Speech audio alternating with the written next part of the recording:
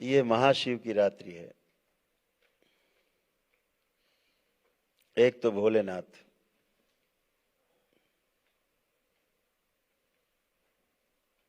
स्थूल में, फिर सूक्ष्म में शिव, फिर शिव से भी ऊपर महाशिव। तो ये महाशिवरात्रि है, उस महाशिव की रात्रि।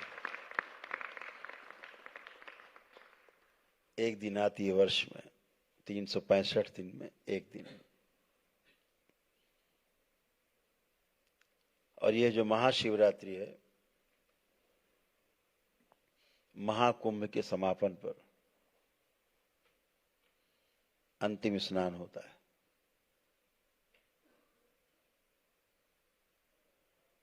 अनायास नहीं है सब कुछ। सब कुछ ग्रह गोल नक्षत्र के आधार पर है। अर्थात शरीर कैसे निरोगी रहेगा,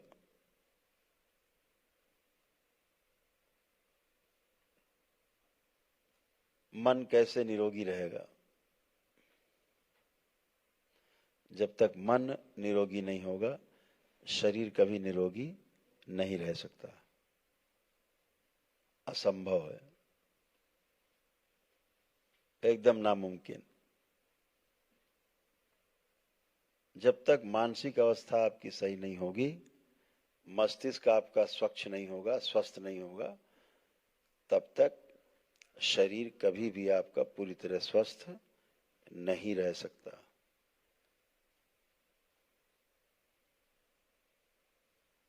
सब कुछ इसी मस्तिष्क में है।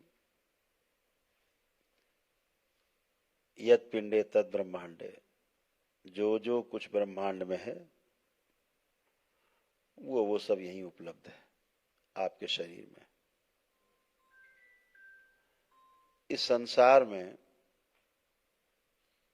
माटी से लेके पानी हो, आग हो, हवा हो, आकाश हो, सोना हो, चांदी हो, तांबा हो, सारी गैस हैं, सारे पदार्थ, नमक हो, सब कुछ इसी शरीर में मौजूद है।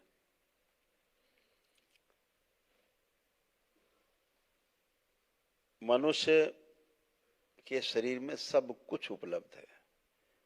इसलिए इस मनुष्य के शरीर के द्वारा संसार की प्रत्येक वस्तु को पूरा पूरा समझा जा सकता है।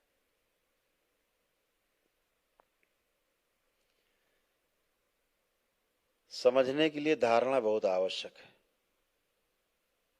ध्यान के लिए धारणा अति आवश्यक है। बिना मजबूत धारणा के आप ध्यान में कभी भी उतर नहीं सकते।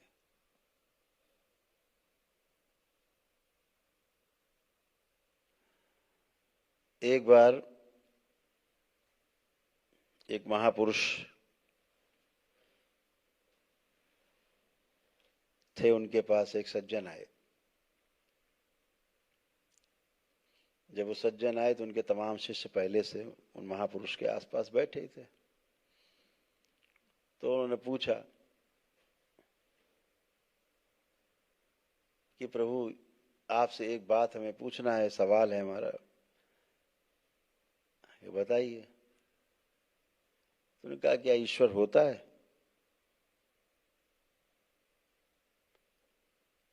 तो उन्होंने कहा कि आप बताओ, आपको क्या लगता है, होता है कि नहीं होता?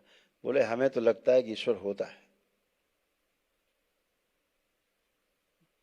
तो महापुरुष ने कहा, नहीं, बिल्कुल झूठ बात, ईश्वर बिल्कुल नहीं, है ही नहीं, ईश्वर तो होता ही नहीं। बोले फिर? बोले होता ही नहीं। बोले हम देखते हैं कैसे नहीं होता, भाई हम ढूंढेंगे। चले गए। उसके बाद एक दिन दूसरे सज्जन आए, उनका भी ऐसा ही सवाल था। कथा है कि प्रभु, हम ध्यान साधना करते हैं, ठीक से हो नहीं पा रही, आपसे एक सवाल है, क्या ईश्वर वाकई में होता है? तो उन्होंने कहा कि तुम्हें क्या लगता है, ईश्वर होता है कि नहीं होता? उनका नहीं, हमें तो लगता है कि ईश्वर तो होता है नहीं, होता ही नहीं।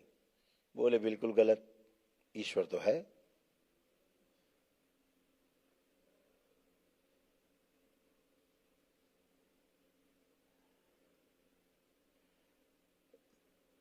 तो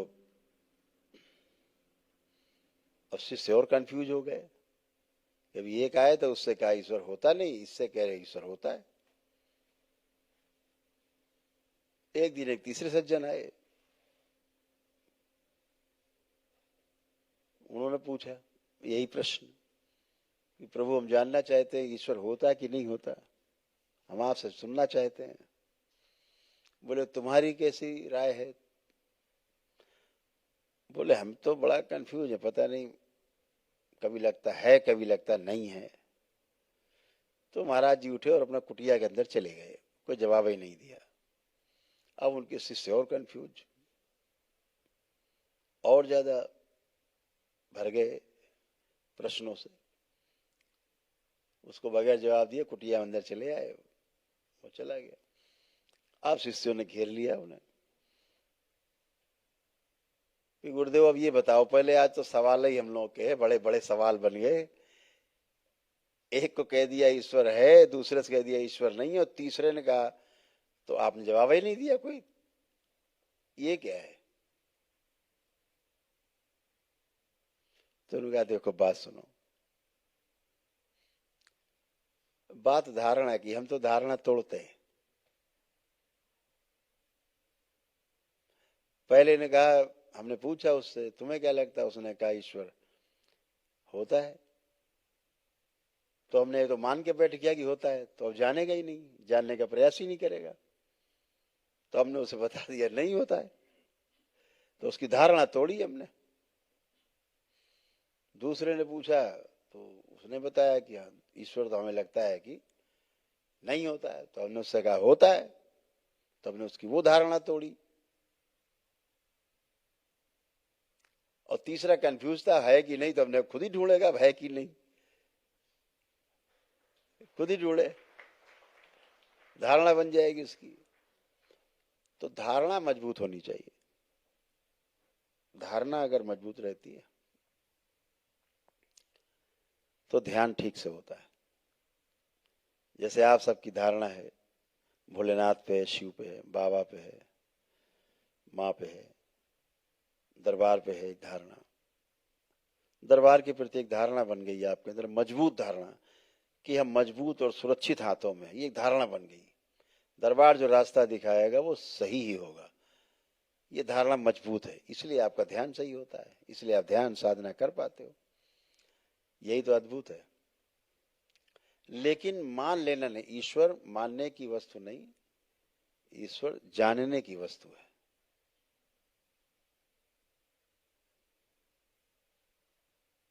क्योंकि ईश्वर को अगर आप देख भी लो तो आप किससे मिलान करोगे, कैसे जानोगे कि यही ईश्वर है? क्या पता कोट पैंट पहन के टाई लगा के आ जाए सामने, अब कैसे पहचानोगे? वो कहेगा मैं ईश्वर, आप कहोगे जाओ, नहीं तो बहुत मारेंगे भी हम।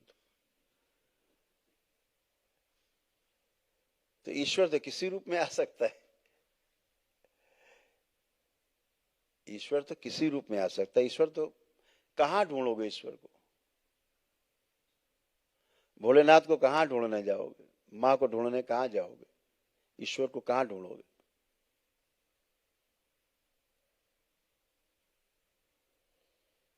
एक बार एक महापुरुष थे, तो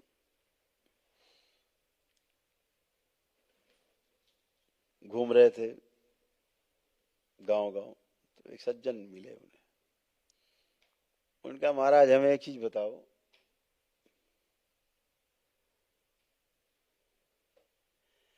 ईश्वर कैसे मिलेगा? तुम्हें कैसे मिलेगा मतलब? ईश्वर कोई दुकान उकान पर रहता है, कोई मोहल्ले में रहता है? आपको क्या लगता है? बोले हम तो सब ढूंढ डाला। तो कहां कहां ढूंढा? बोले सारे तीर्थ गए, सारे ज्योतिर्लिंग गए, सारी सारी जितनी शक्तिपीठ है सब में गए, सारी जितने मठ मंदिर हैं वहां गए, ऋषि मनीषी सबके पास गए। तमाम मंडलेश्वर और महामंडलेश्वर सभी जगह गए, सभी साधु संतों में गए, लेकिन महाराज मिला नहीं। तो अच्छा, फिर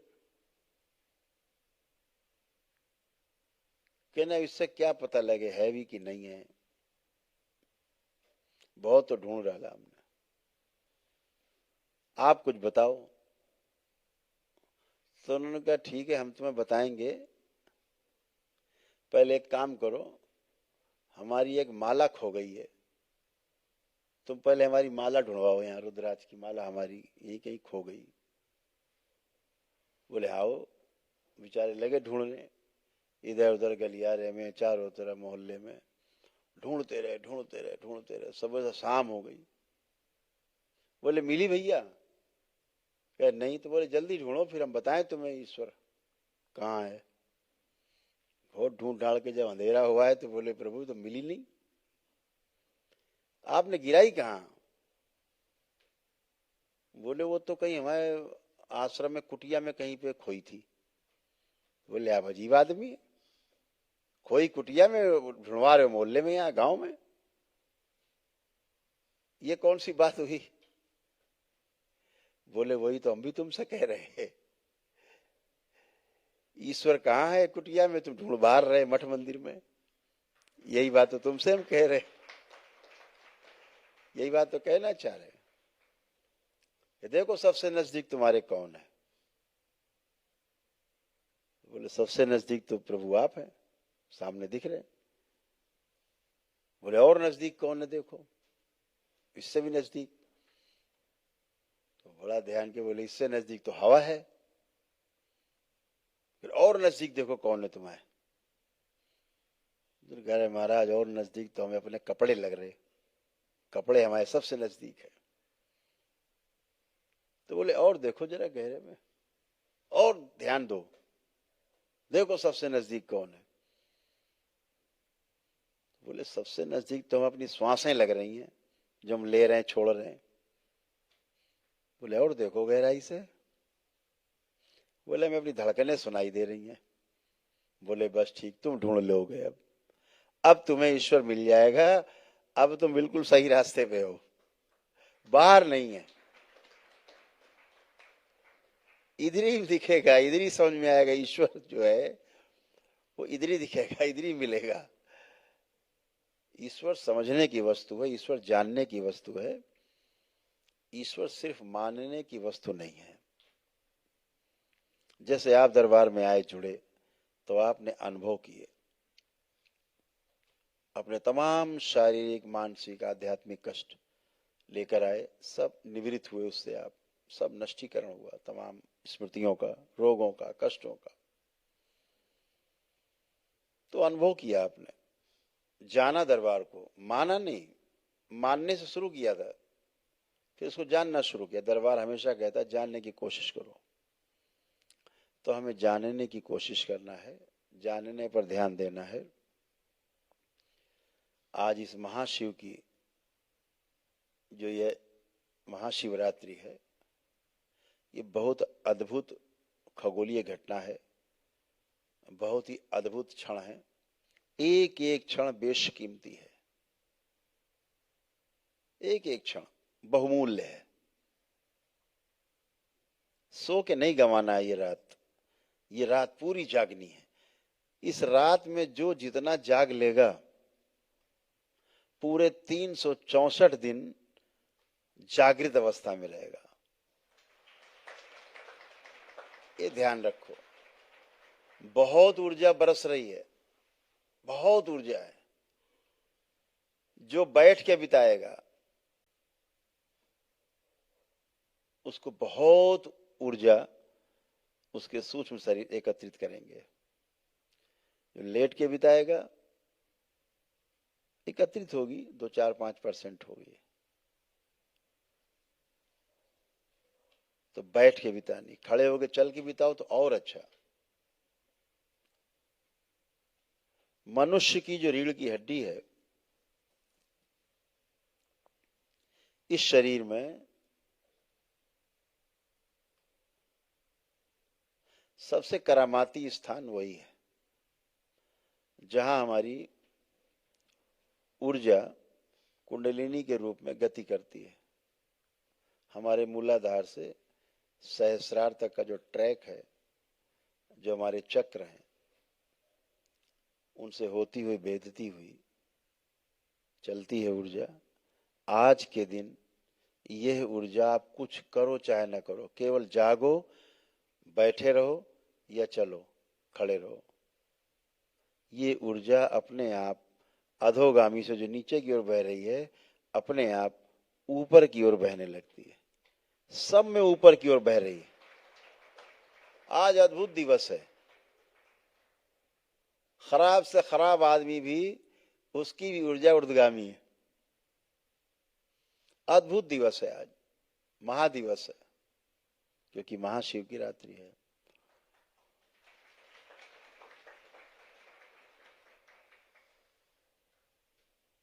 इस संसार में मनुष्य शरीर धारण करते हैं हम लोग,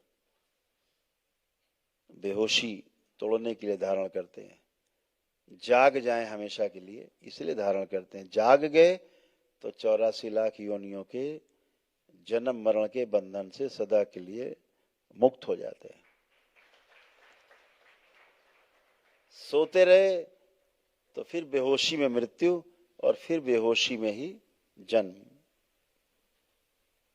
यही व्यवस्था है। तो ये शरीर माध्यम है हमारा, इसके साथ खूब कठोरता से कार्य लेना है। जरा भी सुस्त पड़े इसको खड़ा कर दो, खड़े हो, सुस्ती नहीं, खड़े हो, तुम्हें सुलाने के लिए नहीं हम आए हैं साथ में, खड़े हो, ये चलिए, सो रहे उठ के बैठो, बैठाओ, खुद को डांटो, बैठाओ, बैठो उठ के, सोने नहीं आए, बैठो, जागने आए हम। इस धरती पर हम जागने के लिए पैदा हुए, सोने के लिए नहीं। आप जब जागेंगे तो परिवार के सदस्य भी, आपके साथी मित्र भी, सब जागने के लिए प्रेरित होंगे आपको देख करके। इसलिए ये जो महाशिव की रात्रि, इसको जाग करके बितानी है।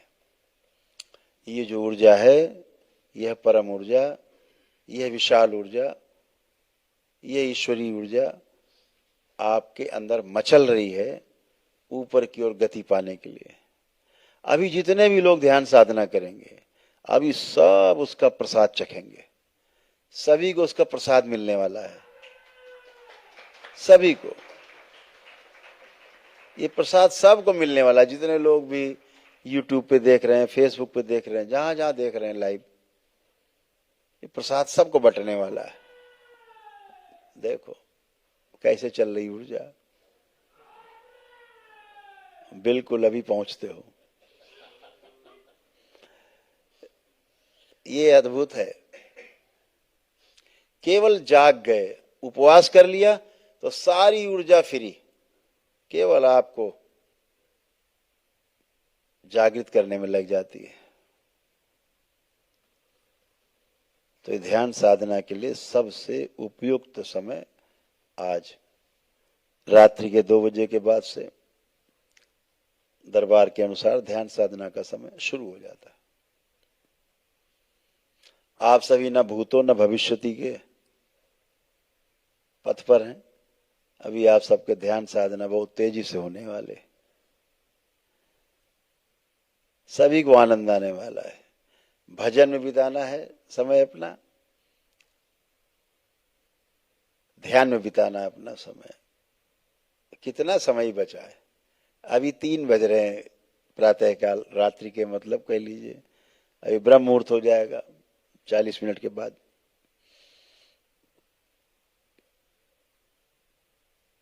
अभी रुद्राभिषेक फिर शुरू हो जाएगा यहाँ।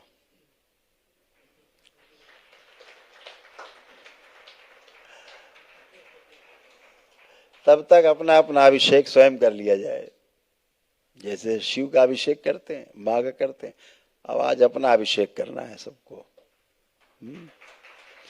तो अविरल धारा जो है मचल रही है अंदर, आपको यात्रा कराने के लिए ब्रह्मांड की। आज उसका स्वाद चखना है आपको। तो ये महाशिवरात्रि है, हमारे महापुरुषों ने इसके बारे में बहुत बहुत कुछ कहा है। तमाम प्रकारांतर से अलग अलग किस्से कहानी हैं। किस्से कहानी तर्क हैं, तर्क के द्वारा समझने के लिए हैं। तो समझने के लिए हम तर्क का सदुपयोग करते हैं। जब समझने के लिए हम तर्क का सदुपयोग करते हैं तो वो तर्क जो है वो तर्क संगत होता है। लेकिन जब हम ठान के बैठे होते हैं कि हमें नहीं समझना है, तो वो तर्क फिर कुतर्क बन जाता है और आदमी कहीं नहीं पहुंचता। वो तो ठाने कि हमें तो विरोध ही करना है, तो वो स्वयं का विरोध करता है। विरोध स्वयं का ही होता है, विश्वास स्वयं पर ही होता है। हमेशा ध्यान रखिए, हम किसी का दूसरे का विरोध कर रहे होते हैं, अर्थात हम अपना विरोध कर रहे होते हैं। हम किसी पर विश्वास कर रहे होते हैं, अर्थात हम अपने ऊपर विश्वास कर रहे होते हैं। मेरे अंदर बहुत विश्वास है, ट्रस्ट है खुद के ऊपर, इसलिए हम दूसरे पर ट्रस्ट कर पाते हैं, विश्वास कर पाते हैं। तो अपने विश्वास को खूब बढ़ाना है, स्वयं पर विश्वास मजबूत करना है। तो स्वयं पर विश्वास होगा कैसे? जब समाधान आपको दिख जाएगा, किसी प्रश्न का उत्तर दिख जाएगा, किसी समस्या का समाधान दिख जाएगा, तो आपका विश्वास अपने आप बढ़ जाएगा। कोई समस्या आपके सामने आई, आपको उसका समाधान दिख गया, तो आपने वो ट्रस्ट आ जाएगा, अरे ठीक है कर लेंगे। तो हमेशा समाधान की तरफ जाना है, समाधान ढूंढना है। केवल प्रश्न के ही जंगल में नहीं उलझना है, हमें समाधान की ओर जाना है, समाधान पे ध्यान देना है। और जैसे हमें समाधान होता है, हमारे को समाधान मिलता है, फिर हम परिवार की ओर ध्यान दे पाते हैं। सबसे पहला जो हमारा विश्वास जब जमता है अपने ऊपर, तो हमारा सबसे पहला ध्यान अपने परिवार पर जाता है। परिवार पर जैसे ही ध्यान जाता है, तो परिवार को समृद्ध करने का भाव सबसे पहले आता है। कैसे हमारा परिवार समृद्ध हो,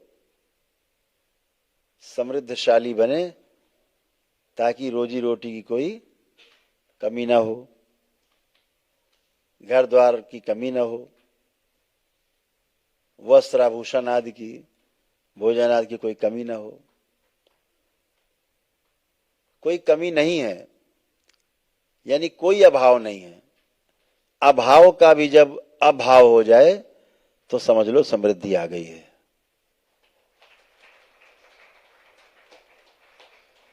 समृद्धि का, प्रॉस्पेरिटी का अर्थ ये नहीं है कि इतनी संपत्ति हो जाए कि आपको पता ही ना हो कि कितनी संपत्ति हमारे पास है। समृद्धि का ये अर्थ कदापि नहीं है, ये है दरिद्रता है, स्वयं पर विश्वास नहीं है। इसलिए बहुत सामान इकट्ठे करने की जद्दोजहद है, ये स्वयं पर विश्वास को कम दिखाता है। स्वयं के लिए अगर केवल अकेले के लिए कोई व्यक्ति इतना प्रयासरत है, इतना इकट्ठा करना चाहता है कि इसकी 700 पुश्तें भी खाती रहें, तो समझो इसको अपने ऊपर विश्वास नहीं है।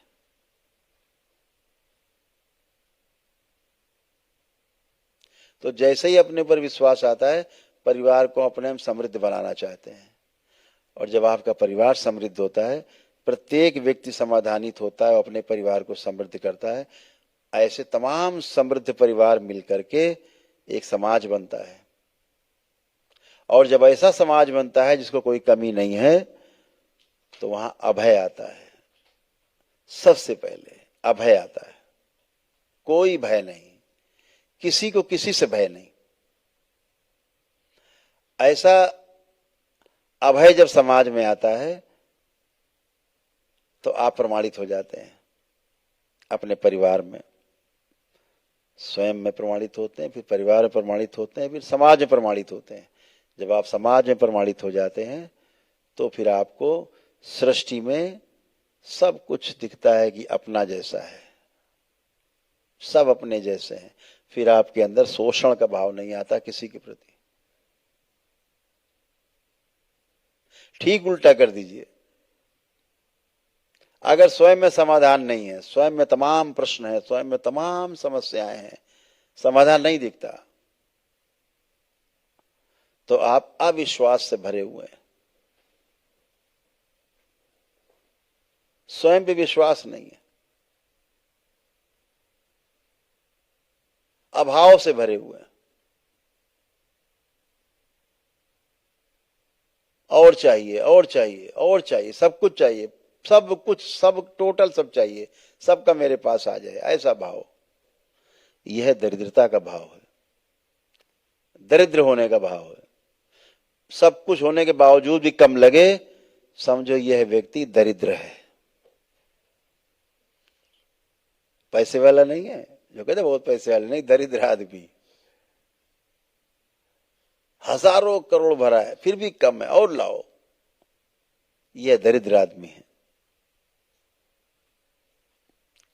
मेरे पास जितना है मेरी आवश्यकता से अधिक है, ऐसा दिख जाए पीछे, इस भाव को समृद्धि कहते हैं। यह समृद्धि का भाव है, यह समृद्धि है कि मेरे पास जितना है मेरी आवश्यकता से अधिक है। यह समृद्धि का भाव है। और मेरे पास इतना हो जाए कि 700 पुस्तकें भी खाती रहे, कम न पड़े, ये दरिद्रता का भाव है। हमारे महापुरुषों ने कहा भी है कि पूत कपूत तो का धन संचय, और पूत सपूत तो का धन संचय। अगर आगे आने वाली पीढ़ी बेवकूफ है, सक्षम नहीं है, दुष्ट है, तो जो आपने इकट्ठा किया वो खत्म कर देंगे। और अगर सपूत है, अगली पीढ़ी मजबूत है, बुद्धिमान है, समझदार है, तो जैसे आपने अर्जित किया वैसे वो अर्जित करेंगे।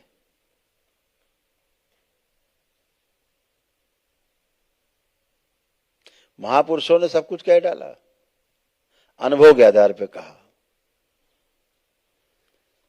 तो ठीक उल्टा क्या हुआ कि जब स्वयं में समाधान नहीं है, स्वयं पर विश्वास नहीं है, तो परिवार में समृद्धि कभी नहीं आएगी, परिवार में कलह होगी। ऐसा आपका टूटा फूटा परिवार, ऐसे तमाम टूटे फूटे परिवार मिलकर के जब समाज बनेगा तो सब में अभाव रहेगा, सब एक दूसरे का लूटने की कोशिश करेंगे, तो भय बना रहेगा पूरे समाज में। और समाज में भय रहेगा तो आपके अंदर शोषण का भाव रहेगा। आप सिर्फ शोषण कर सकते हैं, फिर पोषण का भाव नहीं रहेगा। इसलिए स्वयं पर विश्वास होना बहुत आवश्यक है।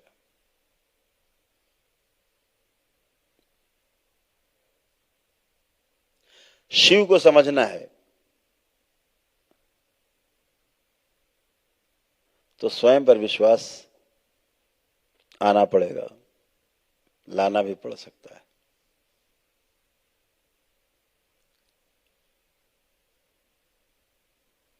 और कोई रास्ता नहीं शिव को समझने के लिए।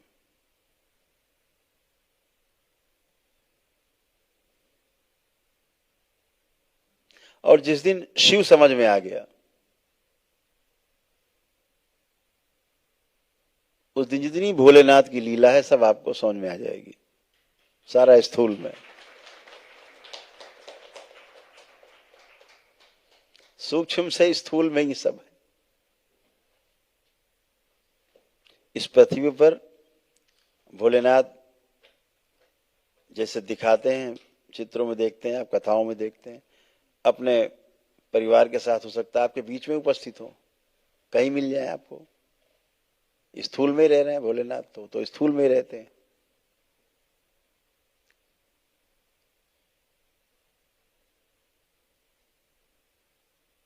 लेकिन शिव को समझने के लिए स्वयं पर विश्वास पैदा करना होगा। तो आपको ये दो पूरा बताया कि कैसे आप विश्वास पैदा कर सकते हो।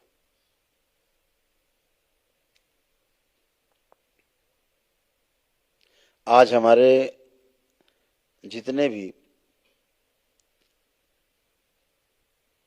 शिक्षा के केंद्र हैं,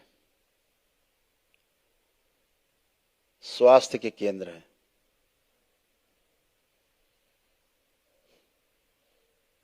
न्याय के केंद्र हैं, ये सब पहले पूरी तरह से मुफ्त थे, फ्री ऑफ कॉस्ट थे, सेवा के क्षेत्र थे ये। आज ये क्षेत्र मेवा के क्षेत्र बने हुए हैं, हर आदमी की पहुंच से बाहर है।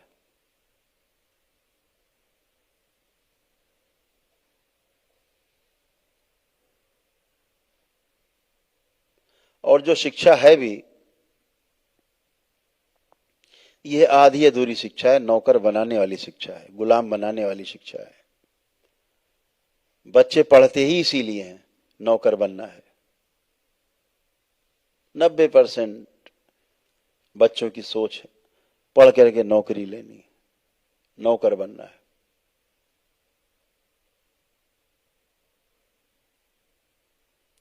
अगर आप पूछो बच्चे से नौकर बनना चाहते हो कि मालिक, तो जवाब आएगा कि मालिक बनना चाहते हैं।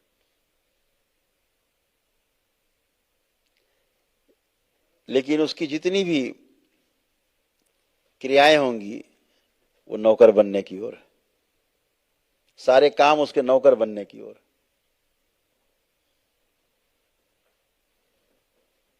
एकदम उल्टा द्वंद्व में जी रहे हैं बच्चे। जो द्वंद्व में जिएगा, ड्युअलिटी में जिएगा जो व्यक्ति, जो बच्चा, वो कभी स्वस्थ नहीं रह सकता, और जो स्वस्थ नहीं रह सकता वो सुंदर नहीं हो सकता। तो न स्वस्थ होगा न सुंदर होगा, तो हमारा देश भी न स्वस्थ रहेगा न सुंदर रहेगा। इस युवा शक्ति को स्वस्थ भी रखना है और सुंदर भी बनाना है। उसके लिए मूल्य शिक्षा का होना बहुत आवश्यक है। पहले जो मूल्य शिक्षा थी, जो हमारी वैल्यूज थी, जो ह्यूमन वैल्यूज थी, वो हमारे दादा दादी से हमें मिल जाती थी। दादा दादी बिल्कुल पका हुआ फल होते थे, अनुभव का खजाना। बच्चों का समय सबसे ज्यादा अपने दादा दादी के पास ही बीतता था। संयुक्त परिवार में दादा दादी बच्चों का केंद्र होते थे, और दादा दादी का जो आचरण है, अनुभव के कारण स्थिरता में रहते थे। तो बच्चों में सीधे दादा दादी का जो आचरण होता था, सीधे ट्रांसफर हो जाता था, बिना बोले भी ट्रांसफर हो जाता था।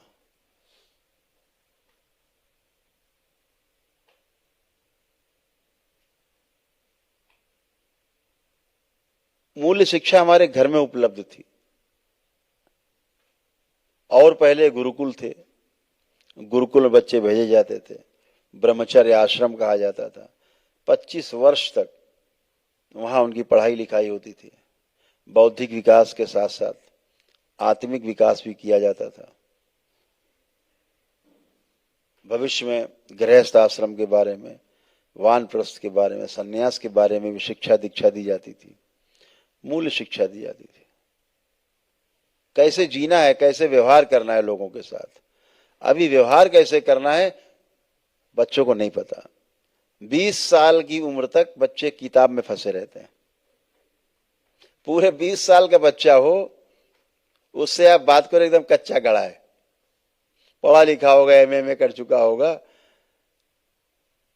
टेक्निकल यूनिवर्सिटीज हो सकता है डिग्री लेके आ गया हो, आईआईटी पास करके आ गया हो, लेकिन वो बच्चा, उसको कोई भी ठग सकता है, उसे कोई अनुभव नहीं समाज का। 20 साल तक उसने समय लगाया है, लेकिन समाज का अनुभव उसके पास नहीं है। और कहीं यही बच्चा फौज में चला गया, किसी बाहरी नौकरी में चला गया, तो समाज से कट जाता है। फिर रिटायर हो गया आता है 60 साल की उम्र में, उसे समाज का कोई अनुभव ही नहीं होता है। उसको समाज के लोग ठग लेते हैं या फिर वो समाज को ठगता है। उसे जीना ही नहीं पता, अकड़ा अकड़ा घूमता है, ऐसे लगता है रीढ़ की हड्डी टूट जाएगी, इतना अकड़ जाएंगे। व्यवहार ही नहीं जानते बेचारे, पता नहीं किसका सिर में गुम्मा मार दे खींच के, अपने ही मार लें, पागलपन है। तो अद्भुत है। व्यवहार करने के लिए, सीखने के लिए हमें बुजुर्गों की संगत की आवश्यकता होती है, अपने से बड़ों की संगत की आवश्यकता होती है। और कहीं बड़े लोग गलत हुए, उनकी संगतें पड़ गए, तो बोले लड़का हमारा बर्बाद हो गया। तो मूल्य शिक्षा का अभाव हमारे पूरे देश में है, होना चाहिए।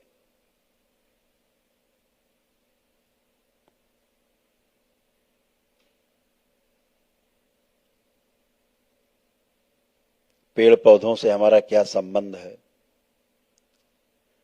किस वृक्ष से, किस पौधे से हमारा क्या संबंध है, किस पशु से, किस पक्षी से हमारा क्या संबंध है, धरती में कौन कौन सी ऐसी चीजें जिनसे हमारा सीधा संबंध है, ये समझना होगा।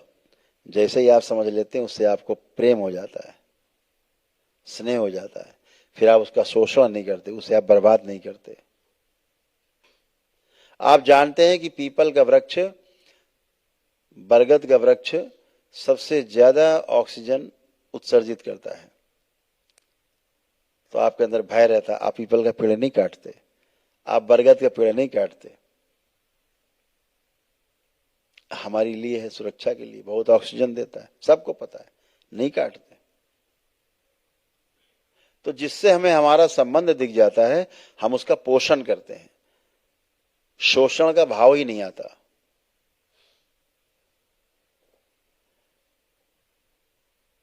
तो अपने ऊपर, स्वयं के ऊपर विश्वास रखना है, अपने बच्चों को प्रेरणा देना है, आगे बढ़ाना है बच्चों को। दरबार से जितने बच्चे जुड़ते हैं, अपने आप ही प्रेरणा पाते हैं दरबार से। दरबार से उनको बहुत बहुत बहुत स्नेह होता है, इतना स्नेह होता है कि आप भी चकित होते हैं कि अरे इतना तो हमारे अंदर नहीं है दरबार के प्रति प्रेम, जितना हमारे बच्चे में। आपको आश्चर्य होता है।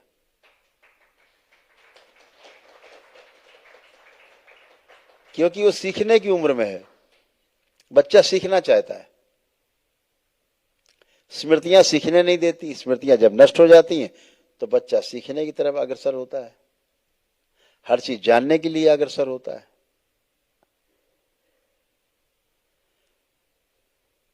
तो सही और गलत क्या है वो समझ पाता है। जब सही और गलत ऊर्जा के बारे में समझ पाते हैं, तो फिर हम सही और गलत को समझ करके सही ऊर्जा से जुड़ाव करते हैं, और सही ऊर्जा से जुड़ करके हम अपने अंदर जो हमारा विश्वास है उसको और बढ़ा लेते हैं, और बड़ा कर लेते हैं। जितना हमारा स्वयं के प्रति विश्वास बढ़ता जाता है, जितना समाधान हमको नजदीक दिखता जाता है, जितना हम समाधानित होते जाते हैं, जितनी जल्दी हम समाधि को प्राप्त हो जाते हैं, इच्छा विचार आशाएं शून्य हो जाती हैं। और इच्छा विचार आशाओं के शून्य होते ही एक द्वार खुलता है। वो द्वार वापसी का द्वार है। जिधर से आए थे उधर वापस जाने का द्वार है। अपने महास्रोत का द्वार खुलता है, अपने महास्रोत का रास्ता दिखता है वापसी का, और हम वापसी कर पाते हैं। जितना विश्वास बढ़ता जाता है, जब इच्छा विचार आशाओं से हम शून्य हो जाते हैं तो तेजी से गति करते हैं। जब आप ध्यान साधना करते हैं, दरबार आपको भूतकाल से और भविष्य तोड़ देता है, आपको वर्तमान में रखता है और आपको यात्रा कराता है ब्रह्मांड की। अभी आप सब वही यात्रा करने वाले हैं।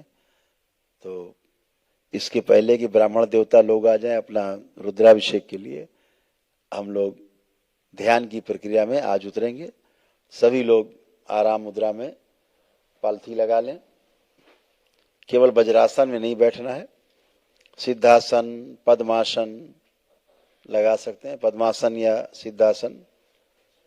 या सुखासन, जो भी आराम से बैठ सके पलथी मार के।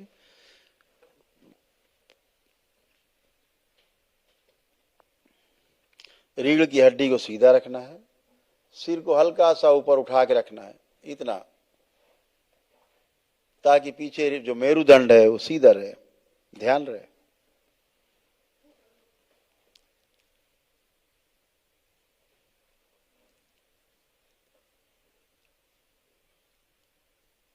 मनुष्य का ही केवल मेरुदंड सीधा होता है, ध्यान रखो। सबसे मनुष्य का ठीक उल्टा वृक्ष है। जैसे स्वामी जी बैठे, बड़ी बड़ी जटाएं, बाल, अगर ये शीर्षासन करें तो फर्श पर तमाम बाल बिखर जाएंगे, जड़, जैसे जड़ होती वैसे। अगर ये उल्टा हो जाए, शीर्षासन करें, हाथ और पैर तने की तरह हो जाएंगे, शाखाओं की तरह। कम और पूरा ये सब हिस्सा, चेस्ट तना बन जाएगा। उल्टा, वृक्ष का ठीक उल्टा मनुष्य। यानी वृक्ष से यात्रा शुरू हुई है और धीरे धीरे मनुष्य तक की यात्रा, रीढ़ की हड्डी सीधी। और तमाम ऐसे जानवर हैं जिनकी रीढ़ की हड्डी धरती के बराबर बराबर है, जैसे भैंस है, जैसे सुअर है तो उसकी नीचे गर्दन, और अभी धरती की तरफ झुका है, कम बुद्धि वाला है। थोड़ा और ऊपर आए, गाय वगैरह आई तो उसके और ज्यादा। देखो देसी गाय कैसे तनी रहती है, ऐसे एकदम। और जो जर्सी गाय होती है, अंग्रेजी गाय, वो नीचे खोपड़ी रखे रहती, जैसे सुअर लोग चला करते हैं ना, ऐसे डाले रहती नीचे गर्दन। कभी भी देखो, देशी गाय एकदम चैतन दिखाई देगी, हिरन की तरह एकदम चौकड़ी मारे हुए। तो रीढ़ की हड्डी जिनकी ऐसे, कुछ लोगों की रीढ़ की हड्डी ऐसे होती जाती धीरे धीरे, ऐसे। जिराफ वगैरह देखो, बहुत होशियार होते, बुद्धिमान, हाथी वगैरह। तो धीरे धीरे धीरे ऐसे से उठते जाए, तमाम जानवर मिलेंगे जो ऐसे उठे होंगे, और धीरे धीरे धीरे वनमानुष वगैरह, बंदर वनमानुष होते हुए। और चतुर हैं ये सब, इन सबसे ज्यादा। और सबसे चतुर बताइए आपको कौन है?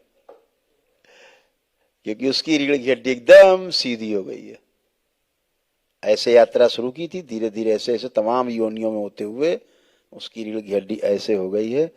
तो हम सब सौभाग्यशाली हैं कि इस महाशिवरात्रि के अवसर पर यह जो ऊर्जा मचल रही है, ये केवल मानव जाति के लिए ही है, बाकी किसी के लिए नहीं है।